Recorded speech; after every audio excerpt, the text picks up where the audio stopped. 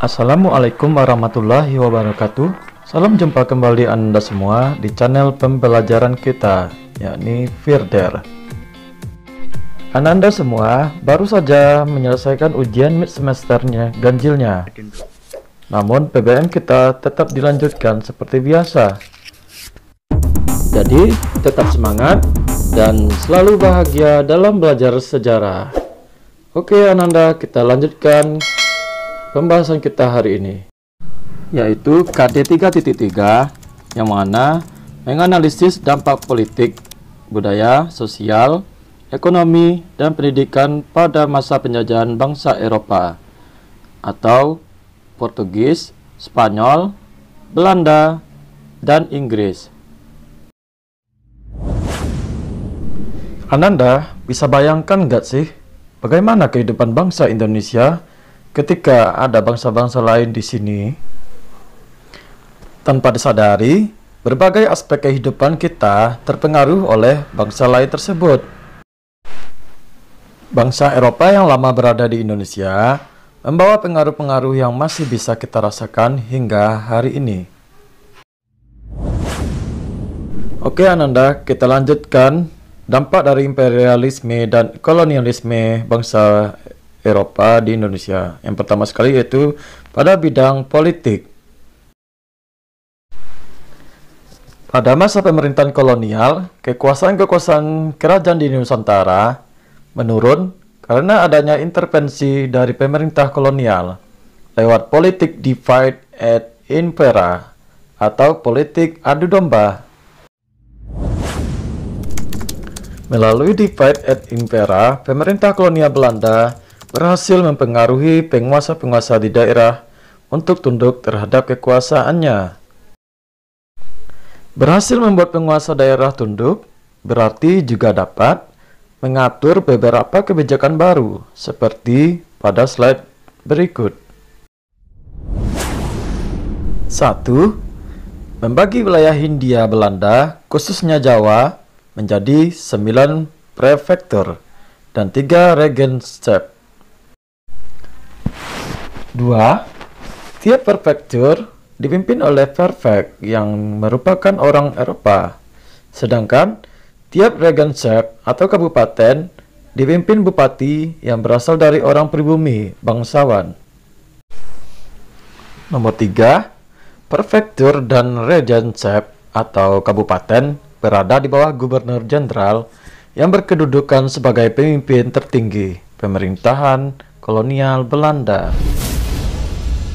Nomor 4. Gubernur jenderal dibantu oleh 6 departemen, yaitu kehakiman, keuangan, dalam negeri, kebudayaan, dan kepercayaan, ekonomi, serta kesejahteraan rakyat. Nomor 5. Perubahan dalam politik pemerintahan kembali terjadi akibat kebijakan politik Pax Nederlandtica di akhir abad 19 menuju awal abad 20. Pax Nederlandtica adalah perubahan sistem pemerintahan dari administrasi tradisional ke sistem administrasi modern. Sistem ini diterapkan untuk menggantikan posisi penting pemerintah daerah ke tangan pemerintah Belanda dengan cara mengangkat dan menggaji pegawai yang menduduki jabatan struktur birokrasi. Dalam sistem tersebut, jabatan tertinggi yang bisa dipegang oleh masyarakat pribumi adalah bupati, dan di bawahnya terdapat wedana dan patih.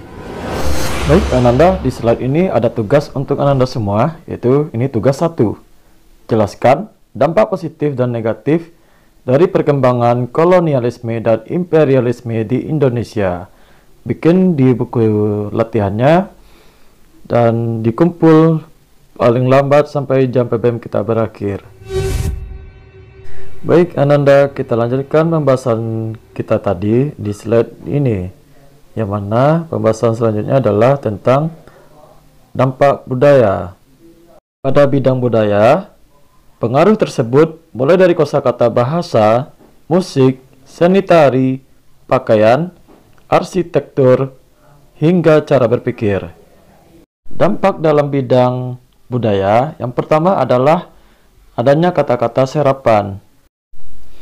Selain itu, kedatangan bangsa Eropa juga mengenalkan berbagai hal baru ke bangsa kita. Misalnya, kita jadi tahu berbagai musik internasional ataupun tarian seperti dansa.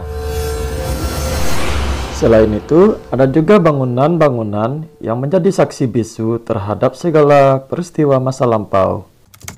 Semua bangunan tersebut punya ciri khas yang sulit dibuat saat ini, seperti bangunan yang bisa kita temui di Kota Tua, Jakarta. Dulunya, Kota Tua merupakan pusat pemerintahan Batavia. Selanjutnya, nomor 3 yaitu bidang sosial. Kedatangan bangsa Eropa ke Indonesia membawa dampak dalam bidang sosial ataupun ekonomi. Salah satu dampak dalam bidang sosial adalah munculnya masyarakat yang menganut agama Katolik dan Kristen Protestan. Kedatangan Portugis yang membawa semangat 3G atau Gold, Glory, dan Gospel yang mempengaruhi penyebaran agama Kristen dan Katolik di Indonesia. Baik Ananda, di slide ini ada tugas lagi untuk Ananda, yaitu tugas 2, yang mana tugasnya adalah jelaskan masing-masing dari semboyan 3G dan dibuat di buku latihan, dikumpul sampai jam PBM kita selesai. Baik Ananda semua, kita lanjutkan pembahasannya, yaitu salah satu penyebar agama Katolik di Indonesia yang terkenal adalah Franciscus Xavierus, seorang misionaris dari Portugis di Maluku pada tahun 1546 sampai 1547. Di samping penyebaran agama Katolik, agama Kristen Protestan juga turut tersebar di Indonesia. Penyebaran agama Kristen Protestan mulai terjadi pada masa pemerintahan Gubernur Jenderal Raffles.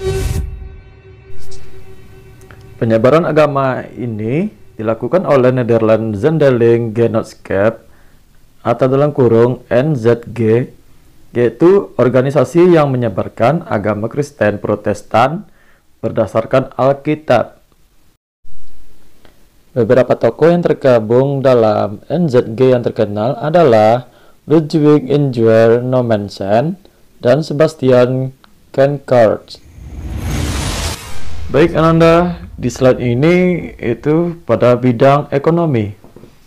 Dengan datangnya bangsa Eropa, masyarakat Indonesia diperkenalkan pada mata uang di masa Raffles, menjalankan kebijakan sistem sewa tanah. Diperkenalkannya uang kertas dan logam mendorong munculnya perbankan modern di Hindia Belanda. Bank yang pertama itu salah satunya adalah De Javes Bank, bank modern di Hindia Belanda yang muncul pertama kali dan didirikan di Batavia pada tahun 1828. Next, slide selanjutnya yaitu adalah bangkitnya kehidupan perekonomian akibat pembangunan jalan raya Pos Anyer sampai Panarukan. Keberadaan infrastruktur jalan didukung oleh jaringan transportasi, khususnya kereta api, yang muncul dan berkembang pada masa sistem tanam paksa. Jaringan kereta api muncul dan berkembang di Hindia Belanda sebagai sarana pengantaran hasil perkebunan yang ada di Hindia Belanda, serta transportasi masyarakat. Munculnya sistem transportasi ini merupakan dampak kedatangan bangsa Eropa bagi Indonesia, yang masih bisa kita gunakan hingga hari ini.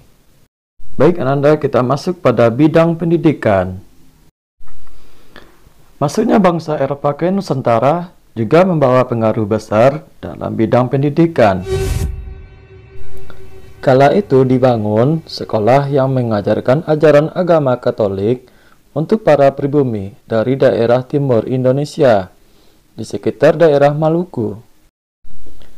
Pendidikan mulai dianggap penting saat kebijakan politik etis dilakukan oleh pemerintah kolonial. Perhatian pemerintahan kolonial Belanda terhadap pendidikan dikarenakan guna memenuhi kebutuhan tenaga kerja di sektor-sektor swasta dan pemerintahan. Sekolah-sekolah yang didirikan pemerintah menganut sistem pendidikan barat dan hanya bisa dimasuki oleh kalangan bangsawan. Ada pula 2 sekolah kejuruan medis selevel dengan tingkat universitas, yaitu School of Applied in Arts Science atau dalam kurung Stovia dan Netherlands Indisch Arts Science School atau dalam kurung NIAS atau NIAS. Stovia didirikan oleh pemerintah kolonial Hindia Belanda untuk melahirkan dokter-dokter demi mengatasi berbagai penyakit berbahaya di wilayah jajahannya. Sekolah ini didirikan untuk mendidik masyarakat pribumi, sehingga setelah mengenyam pendidikan di Stovia, mereka mendapat gelar Dokter Jawa. Stovia akhirnya menjadi cikal bakal berdirinya Universitas Indonesia dan Fakultas Kedokteran UI. Melalui sekolah-sekolah bergaya pendidikan barat yang didirikan oleh pemerintah kolonial Belanda, nantinya melahirkan golongan-golongan elit baru dalam masyarakat Indonesia. Golongan elit baru inilah yang membawa perubahan dalam perjuangan bangsa Indonesia mencapai kemerdekaan. Baik Ananda semua, sudah sampai kita di penghujung PPM hari ini dan kita lanjutkan di minggu depan. Tugas-tugas yang tadi silakan Anda kerjakan dengan baik dan benar. Jangan asal jadi, karena nilainya itu tergantung dari kerapiannya dan kelengkapannya. Oke Ananda, tetap semangat dan jangan lupa bahagia. Sampai jumpa minggu depan. Assalamualaikum warahmatullahi wabarakatuh.